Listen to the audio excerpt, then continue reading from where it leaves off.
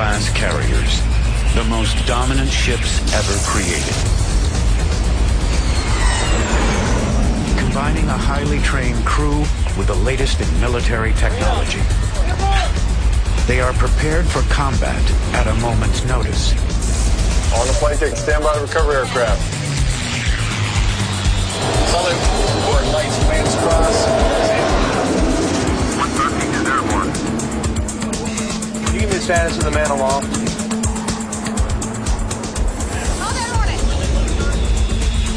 A carrier is 1 billion components operated by 5,000 men and women with one mission: to launch airplanes into combat.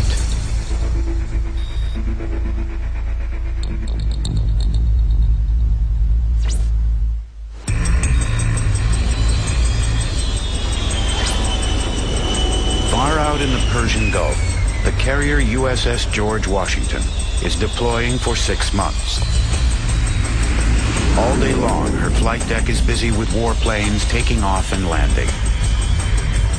A vivid display of collaboration as the men and women of her crew keep the ship's aviators airborne. Nimitz-class carriers like George Washington maintain air wings of more than 70 planes, able to strike targets hundreds of miles away. You can look around this flight deck and you can see aircraft that are being prepared to go over Iraq, because we're doing it every day and every night. Forward deployed presence, taking off and landing on an aircraft carrier. That's why we're here. Our aircraft are operating over Iraq on call at a moment's notice to those soldiers and Marines on the beach who might need the close air support that's provided by those aircraft. George Washington is a mobile fortress. Her magazines hold more than 2,000 tons of bombs, missiles, and other ordnance. Ready for use by an air wing that can launch planes every 45 seconds. The U.S. Navy deploys 9 Nimitz-class carriers. A 10th is under construction. Each has a 5,000-member crew. These warships can cruise at more than 33 knots, transporting their firepower anywhere on the planet in days. In a combat zone like the Persian Gulf, a carrier battle group can tip the balance of conflict. When something happens in the world, the first question always is, well, where are the carriers? Our whole reason for being in existence is to be able to go anywhere in the world and launch these airplanes so that they can do our nation's bidding. For these fighting ships to function at peak performance, their crews must train relentlessly. We try to train like we would fight. When we do cyclic operations, we kind of try to do things like we would in a normal combat evolution. So we're always training like we fight. Aboard George Washington, that training began months ago at her home port on the Virginia coast.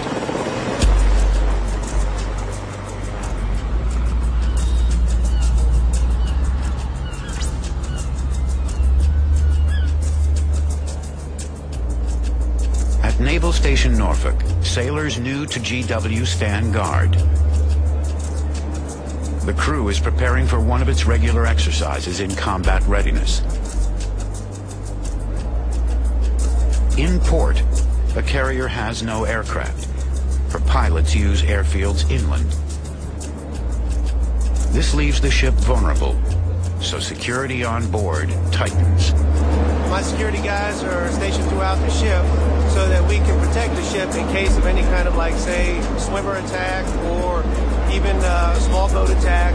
You know, since the USS Cole incident occurred, we've really stepped up on those force protection. My guys staying around with their M16s and their 240s or M60s so that we can protect just about every inch of the ship.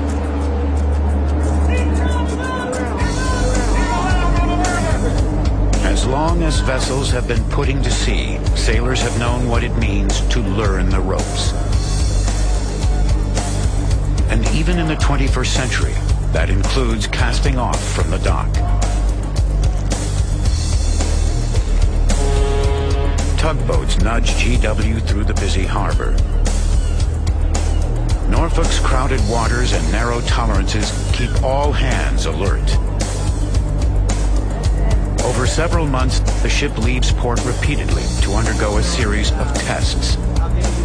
Every crew member, pilot, and system must qualify as combat ready.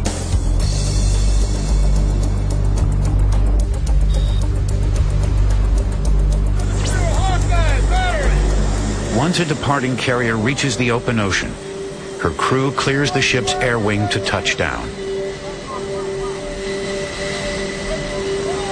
One by one, aviators land their multi-million-dollar craft.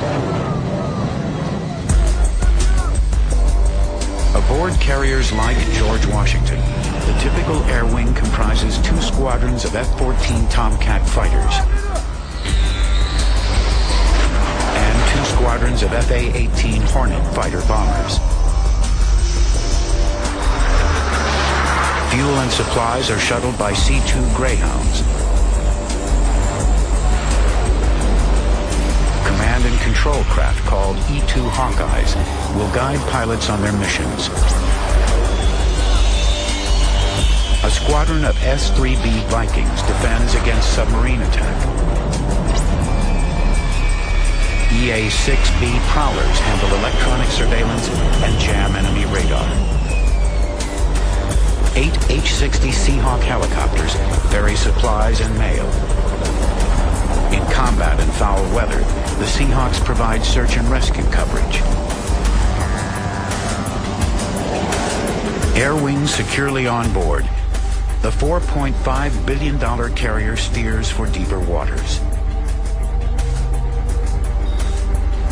Nimitz-class carriers are more than 20 stories tall and longer than 3 football fields, the largest warships ever. Nearly 40 feet of these vessels are below surface, displacing more than 98,000 tons of water. Their 2 nuclear reactors generate 280,000 horsepower and only need to refuel every 20 to 25 years. These immense vessels are double-bottomed to guard against torpedoes and mines. Their 18 lower decks hold sleeping berths, corridors, situation rooms, and galleys, the day-to-day settings where sailors work, eat, and sleep. The largest single space is the flight deck, 1,092 feet long and 251 feet wide. These 4.5-acre seaborne airfields are divided into sections fore and aft. Planes land on the aft section, angled at 9.5 degrees, so that if a pilot bolters or fails to touch down safely, he can power back into the air. With warplanes constantly landing, taking off, and moving about, a carrier flight deck is a supremely dangerous workplace. On the flight deck, we have very harsh conditions. Some people like to say that it's one of the most dangerous streets in the world because of everything that's going on. You really have to have your head on your shoulders and be thinking about everything that's going on around you. What's going on is a deafening hurricane of noise generated by whirling propellers, jet engines, and sudden gusts that can send an unwary sailor into the sea. Amid these perils, the only real protection is knowing your job, no matter what it is.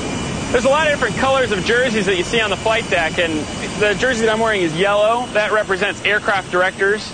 They're the ones moving the aircraft around on the deck.